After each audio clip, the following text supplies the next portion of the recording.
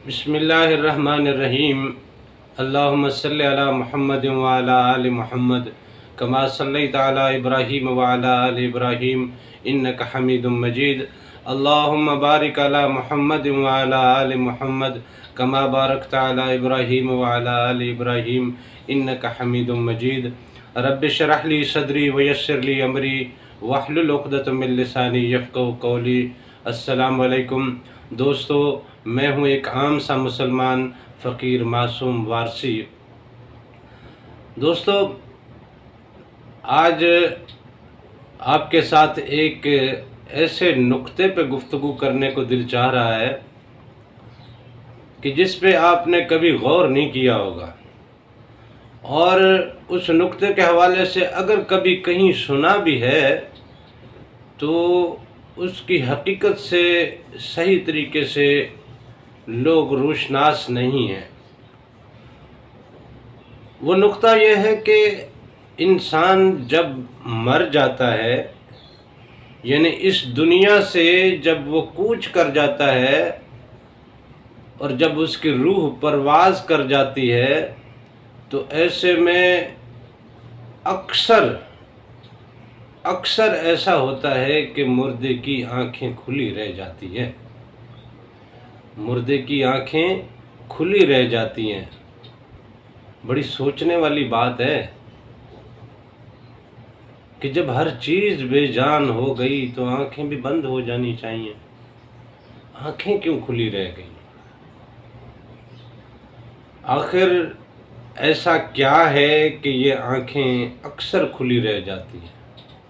سب کی نہیں کھلی رہتی، لیکن اکثر لوگوں کی آنکھیں کھلی رہ جاتی ہیں، بعد میں پھر وہ ہاتھ کے ذریعے آنکھیں بند کر دی جاتی ہیں، جیسے روح قبض ہو جاتی ہے۔ تو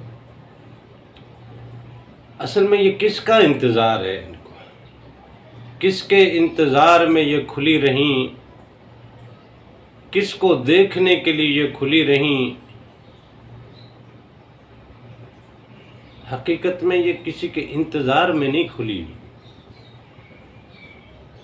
یہ حقیقت میں کسی کے دیدار میں کھلی رہ گئی۔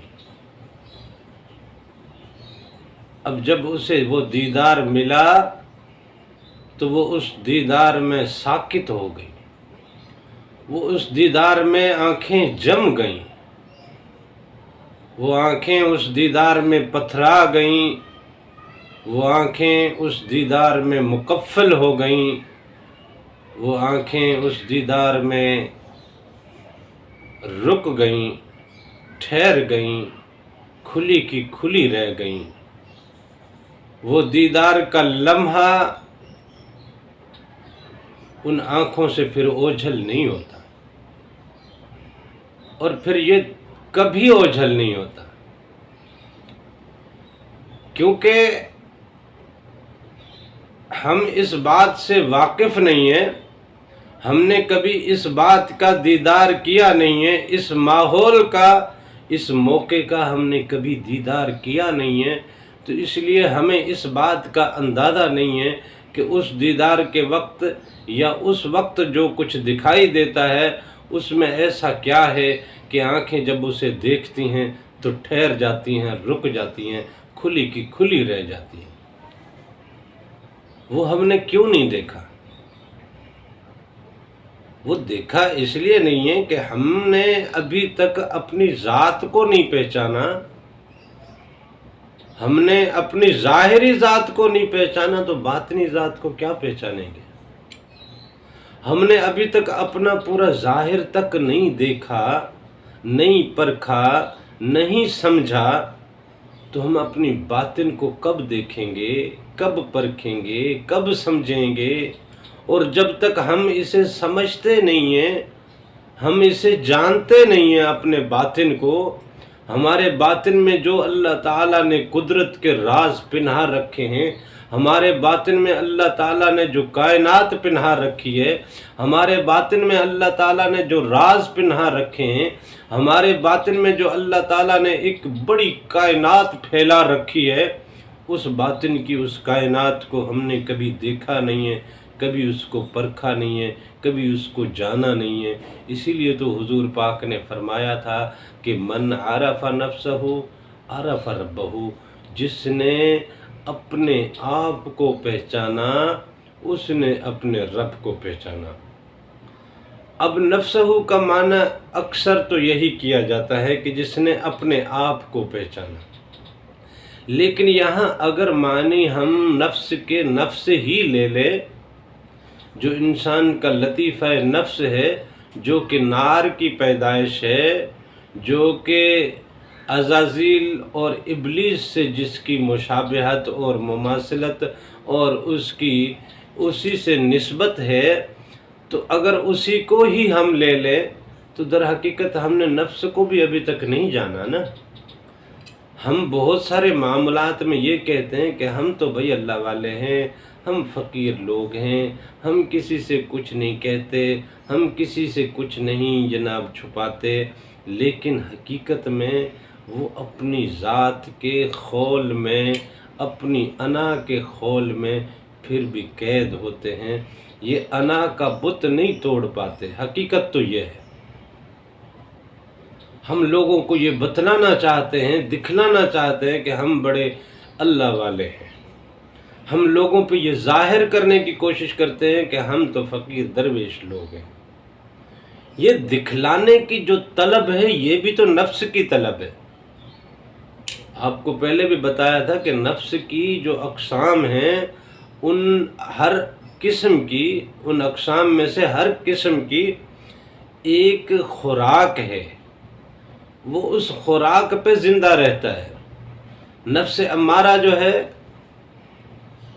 وہ شہوت کی خوراک پہ زندہ رہتا ہے۔ انسان کے اندر شہوت ٹھاٹھیں مارتی رہتی ہے، بغاوت کرتی رہتی ہے، اسے بہکاتی رہتی ہے، اسے پھسلاتی رہتی ہے، شہوت کے دل دادا ہو کے رہ جاتے ہیں۔ نفس امارہ کی غذا شہوت ہے۔ اب کسی نے اگر اپنی شہوت پہ کنٹرول کر لیا اور اس کی ذات میں اگر شہوت نام کی چیز نہیں رہی، تو وہ صرف نفس امارہ کو اس نے شکست دی ہے۔ نفس لوامہ موجود ہے، نفس الہامہ موجود ہے، جس کو نفس ملہمہ بھی کہتے ہیں، پھر جا کے نفس مطمئنہ پہ پہنچتے ہیں، لیکن نفس مطمئنہ میں بھی ہزار معاملات ہیں۔ اب نفس الہامہ کی جو خوراک ہے، نفس امارہ کے بعد نفس لوامہ کی جو خوراک ہے، وہ خوراک ہے اپنی عزت کروانا، اپنے آپ کو معزز اور معتبر بتلانا، اپنی شہرت، اپنی قوت، اپنی طاقت، اپنی ذات کو لوگوں کے سامنے عیاں رکھنے کی کوشش کرنا، یہ نفس لوامہ کی خوراک ہے۔ کیونکہ ہم اپنے آپ کو جب درویش یا فقیر یا عالم یا نمازی یا مفتی یا پرہیزگار بتلانے اور دکھلانے کی جو کوشش کر رہے ہوتے ہیں، حقیقت میں یہ نفس لوامہ کی خوراک کا اہتمام تو کر رہے ہیں نا۔ ٹھیک ہے، ہم شہوت سے نکل گئے، شہوت سے نکلنا کوئی معاملہ اتنا بڑا نہیں ہے۔ اصل بڑی ظلم کی جو سب سے بڑا ظلم انسان پہ ڈھاتی ہے، وہ انسان کی انانیت ہے نا۔ وہ انسان اپنی ذات کو جب منوانے کی کوشش کرتا ہے تو اس میں انسان کا اندر کچھ اور ہے، اس کا باطن کچھ اور ہے، اس کا ظاہر کچھ اور ہے، اس کا باطن کچھ اور ہے، اس کا ظاہر کچھ اور ہے۔ تو یہ اصل میں منافقت میں انسان چلا جاتا ہے، نفاق میں چلا جاتا ہے۔ اب اگر اس چیز سے بھی لوگ اپنے آپ کو بچا لیتے ہیں کہ چلو میری عزت ہو نہ ہو، مجھے کوئی نمازی سمجھے نہ سمجھے، میں نے تو رب کی رضا کے لیے سجدہ کرنا ہے، اللہ کی رضا کے لیے کسی سے بغض نہیں کرنا، اللہ کی رضا کے لیے کسی سے عناد نہیں رکھنا، اللہ کی رضا کے لیے میں نے کسی سے کوئی بدلہ یا تعصب نہیں پالنا، چلو ٹھیک ہے۔ تو یہ لوامہ پہ اس نے کنٹرول کر لیا، امارہ بھی اس کا قبضے میں آ گیا، لوامہ بھی اس کا قبضے میں آ گیا۔ اب جو لفظ نفس الہامہ یا ملہمہ ہے، اس کی خوراک ہے کھانا، غذائیت جو ہے وہ کھانے پینے کا شوقین ہوتا ہے، اور کھانے کا شوقین ہونا اصل میں وہ شکم سیری کے چکر میں انسان سست پڑ جاتا ہے، سیل پڑ جاتا ہے، وہ کھانے پینے کے اور اپنے بود و باش کے معاملات میں لگا رہتا ہے، اور اسی دوڑ دھوپ میں وہ باقی ساری چیزیں بھول جاتا ہے، صرف کھانے پینے کا۔ کچھ کو تو اللہ نے بہت نوازا ہے، لیکن وہ کھانے پینے پہ، اب وہ اپنے کھانے پینے پہ تو توجہ دیتے ہیں، اڑوس پڑوس میں کوئی بھوکا ہے، کوئی مجبور ہے، کوئی تنگ حال ہے، کوئی مسکین ہے، کوئی یتیم ہے، کوئی بیوہ ہے، ان کا کوئی خیال نہیں ہے، لیکن صرف اپنے کھانے پینے پہ وہ گم ہے، اور اپنے گھر والوں اور اپنے اولاد کے کھانے پینے میں مست ہے۔ تو یہ خوراک ہے نفس ملہمہ کی۔ اب نفس مطمئنہ کی بھی ایک خوراک ہے کہ وہ اپنے آپ کو راضی رکھنے کی کوشش کرتا ہے، وہ دکھ میں سکھ میں ہر چیز میں راضی رکھنے کی کوشش کرتا ہے۔ اسی طرح پھر آگے نفس راضیہ ہے، مرضیہ ہے، نفس رحمانی ہے۔ ہم ٹھیک سے نفس کو جانتے نہیں ہیں، ہم نے ابھی تک اپنے نفس کی شکل تک نہیں دیکھی ہے۔ نفس امارہ کی شکل اور ہے، نفس لوامہ کی شکل اور ہے، نفس الہامہ یعنی ملہمہ کی شکل اور ہے، نفس مطمئنہ کی شکل اور ہے۔ یہ تمام اپنی اپنی اشکال میں موجود ہیں۔ ان سب کی قربانی کرنا ہی تو حقیقت میں وہ قربانی ہے جس قربانی کا سبق حضرت ابراہیم علیہ السلام کے ذریعے ہم تک پہنچا ہے۔ ہم جب نفس کو نہیں جانتے، ہم باقی کیا چیز جانیں گے؟ لہذا جب اس نفس کی موت واقع ہوتی ہے، کل نفس ذائقۃ الموت، ہر نفس کو تو موت کا ذائقہ چکھنا ہے، نفس نے تو مرنا ہے۔ اب جو ہر بات میں اللہ کی رضا پہ راضی رہنے کی کوشش کرتا ہے یا رہنے کے لیے تگ و دو کرتا ہے، یہ بڑا خوبصورت نفس ہے، اور یہ پسندیدہ نفس ہے اللہ کے ہاں، اور اللہ کے حبیب کے ہاں یہ پسندیدہ نفس ہے۔ لیکن بات یہ ہے کہ جب موت واقع آتی ہے، تب انسان کس حال میں ہے اور کس حال میں مرنے کی کوشش کر رہا ہے؟ کیا نفس نے اس بات کی تیاری کر رکھی ہے؟ خیر، یہ بحث کہیں اور چلی جائے گی۔ بات وہی ہے کہ آنکھیں جو کھلی رہتی ہیں، آنکھیں حقیقت کا نظارہ کر لیتی ہیں، آنکھیں حقیقت کا نظارہ کر لیتی ہیں، آنکھیں اللہ کے اس عالم کا دیدار کر لیتی ہیں کہ جس عالم میں انسان کو واپس جانا تھا۔ یہ جو سرکل ہے، یہ پورا کر کے انسان نے پلٹنا تو اپنے رب کے لیے ہے۔ انا للہ و انا الیہ راجعون، ہم تو اللہ کے لیے ہیں اور اللہ کی طرف پلٹ کے جانے والے ہیں۔ اس کا یوں بھی کسی نے تفسیر میں اس کا ترجمہ لکھا ہے کہ انا من اللہ و انا الیہ راجعون، کہ ہم تو اللہ کی طرف سے آئے ہیں اور اللہ کی طرف لوٹ کر جائیں گے۔ تو جہاں لوٹ کے جانا ہے، جس دنیا میں جو ہماری دنیا ہے، جو ہماری، اور اس کائنات کو جب انسان دیکھتا ہے تو تعصف اور حیرانگی سے، پشیمانی اور شرمندگی سے، افسوس، کیسا جہان ہے میری آنکھوں کے سامنے اور میں نے وہ گنوا دیا۔ کبھی اس کے اشتیاق میں آنکھیں کھلی رہتی ہیں کہ جس دنیا کا میں تھا، میں اس دنیا میں پلٹ رہا ہوں، اپنی دنیا کا دیدار کرتا ہے۔ تو آنکھیں اس کی کھلی رہ جاتی ہیں۔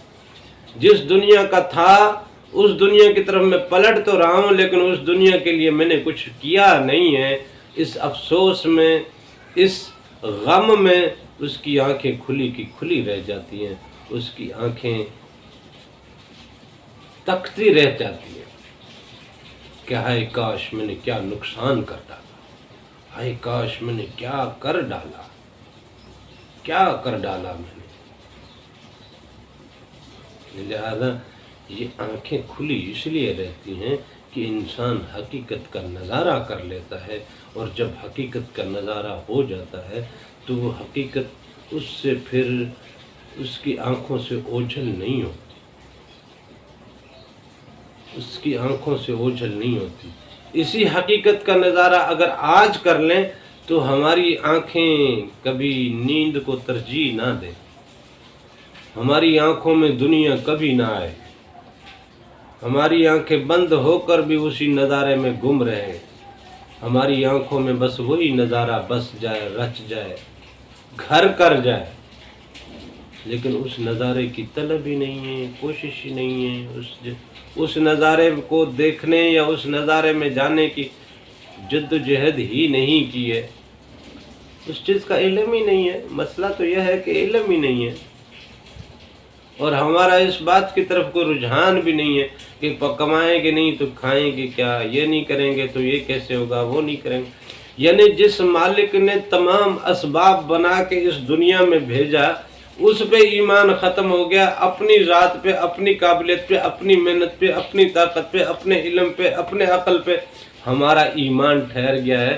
حقیقت میں یہ دیکھا جائے تو ہم نے اللہ کے مقابلے میں اپنی ذات کو آگے کر رکھا ہے۔